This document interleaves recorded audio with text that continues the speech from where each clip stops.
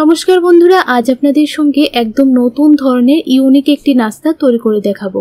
এই নাস্তাগুলি আপনারা একদিন বাড়িতে তৈরি করলে সিঙ্গারা কচুরি খাওয়া ভুলে যাবেন, এতটা টেস্টি হয়। এই নাস্তাগুলি আপনারা যাকে খাওয়াবেন আবারও তৈরি করে দেওয়ার জন্য রিকোয়েস্ট করবে।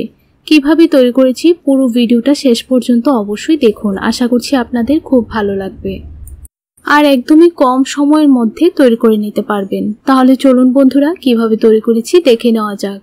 প্রথমে একটা বাটির মধ্যে নিয়ে নিচ্ছি ময়দা। এখানে আমি 2 কাপ ময়দা নিয়ে নিলাম। আপনারা চাইলে ময়দার পরিমাণটা বাড়িয়ে বা কমিয়েও নিতে পারেন।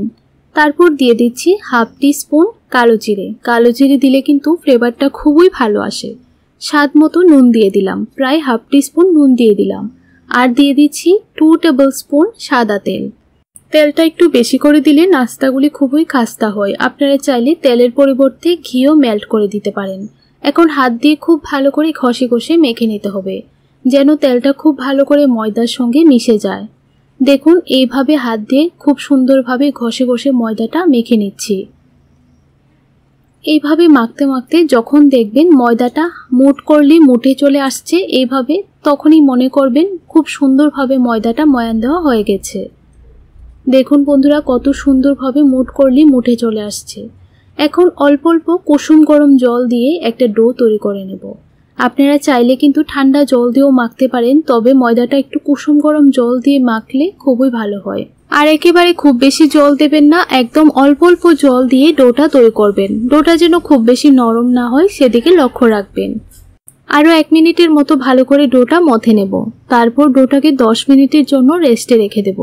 এইভাবে 10 মিনিট রেস্টে রাখার কারণে নাস্তাগুলি কিন্তু খুবই সুন্দর হবে। আপনারা দেখুন, ডোটা ঠিক এইরকম ভাবে তৈরি করে নেবেন। এখন 10 মিনিটের জন্য রেস্টে রেখে দিয়েছি। একটা বাটির মধ্যে 2টো সেদ্ধ ডিম একটা গ্রেটার দিয়ে গ্রেট করে নিচ্ছি। আপনারা যদি নাস্তাগুলি একটু বেশি পরিমাণে তৈরি করেন তাহলে 2টো ডিমের জায়গায় 3টে সেদ্ধ ডিমও নিতে পারেন। আমি এখানে 2টো সেদ্ধ ডিম দিয়ে নাস্তাটা তৈরি করছি। ভালো করে 2টো ডিম গ্রেট করে নিলাম। এখন দিয়ে দিচ্ছি একটা বড় সাইজের গ্রেট করে রাখা গাজর। তারপর দিয়ে দিচ্ছি একটা বড় সাইজের পেঁয়াজ কুচি। পেঁয়াজটাকে আমি এইরকম স্লাইস করে কেটে নিয়েছি। তারপর দিয়ে দিচ্ছি 4 থেকে 5টা লঙ্কা কুচি। ঝালের পরিমাণটা অবশ্যই আপনাদের টেস্ট বুঝে দিয়ে দেবেন। এখন দিয়ে দিচ্ছি 1 টুকরো গন্ধরাজ লেবুর রস। 1 টুকরো গন্ধরাজ লেবুর রস দিলে কিন্তু খেতে আরও বেশি ভালো লাগে। তারপর দিয়ে দিলাম হাফ টি স্পুন গোলমরিচ গুঁড়ো। স্বাদ মতো নুন দিয়ে দিলাম। আর অল্প একটু দিয়ে দিচ্ছি লঙ্কা গুঁড়ো। এখন ভালো করে সবগুলি উপকরণ মেখে নিতে হবে। আপনারা চাইলে হাত দিয়েও মেখে নিতে পারেন। আমি একটা চামচ দিয়ে ভালো করে মেখে নিচ্ছি।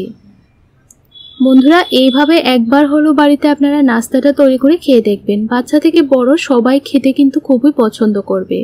এখন ময়দার ডোটাকে রুটি বেলার পিঁড়ির উপর এইভাবে একটু রোল করে নিয়েছি। তারপর চাকু দিয়ে লেচি কেটে নিচ্ছি। এখন একটা লেচি নিয়ে নিলাম, উপর একটু ময়দা ছড়িয়ে একটু মোটা করে বেলে নিচ্ছি। আমরা লুচি যেভাবে বেলি ঠিক এইরকম ভাবেই বেলে নিতে হবে, কিন্তু একটু মোটা করে বেলতে হবে। দেখুন বন্ধুরা, একটু মোটা করে বেলে নিলাম। এখন এই লুচিটাকে 4 ভাগে একটা চাকু দিয়ে কেটে নিলাম। তারপর হাত দিয়ে অল্প অল্প জল 2টি সাইডে লাগিয়ে নিয়েছি। এইভাবে এখন ফোল্ড করে নিলাম। তারপর খুব ভালো করে সিল করে নিতে হবে। জলটা দেবার কারণে কিন্তু খুব সুন্দরভাবে সিল হবে। এখন ডিম আর গাজরের পুরটা মাঝখানে অল্প অল্প করে দিয়ে দিচ্ছি। তারপর মুখটা খুব ভালো করে সিল করে নিতে হবে। এখন একটা কাঁটা চামচ দিয়ে এভাবে ভালো করে মুখটা সিল করে নিচ্ছি। তাহলে কিন্তু আর খুলে যাবার কোনো ভয় থাকবে না। আর খুব সুন্দর একটা ডিজাইনও কিন্তু তৈরি হয়ে যাবে। একইভাবে কিছু নাস্তা তৈরি করে নিলাম। এখন চুলার মধ্যে একটা কড়াই বসিয়ে দিলাম। পরিমাণ মতো তেল দিয়ে তেলটা ভালো করে গরম করে নিয়েছি। এখন এক এক করে নাস্তাগুলি দিয়ে দিচ্ছি। একসাথে সবগুলি নাস্তা ভাজা যাবে না, তাই অল্প অল্প করে দিয়ে নাস্তাগুলি ভেজে নিচ্ছি। এখন গ্যাসের ফ্লেমটা মিডিয়ামে রেখে নাস্তাগুলি ভেজে নিতে হবে। কিছুক্ষণ পর দেখবেন নাস্তাগুলি এরকম ভাবে ভেসে উঠছে। তারপর উল্টিয়ে পাল্টিয়ে 2টো পিঠ খুব সুন্দর একটা কালার নিয়ে আসা পর্যন্ত ভাজতে হবে। যখনই এরকম কালার চলে আসবে তখনই নামিয়ে নেবেন। এইভাবে সবগুলি নাস্তাই ভেজে নেব। এখন আমি নাস্তাগুলিকে সসের সঙ্গে পরিবেশন করে নিলাম। আপনাদের কাছে নাস্তার রেসিপিটি কেমন লাগলো অবশ্যই আমাকে কমেন্ট করে জানাবেন। আর এই ধরনের নতুন নতুন রেসিপি দেখতে হলে অবশ্যই চ্যানেলটিকে লাইক, শেয়ার, সাবস্ক্রাইব করে আমার পাশে থাকবেন। তাহলে বন্ধুরা আজ এই পর্যন্তই, দেখা হবে নতুন দিনে নতুন রেসিপির সঙ্গে। আপনারা সবাই ভালো থাকবেন, সুস্থ থাকবেন।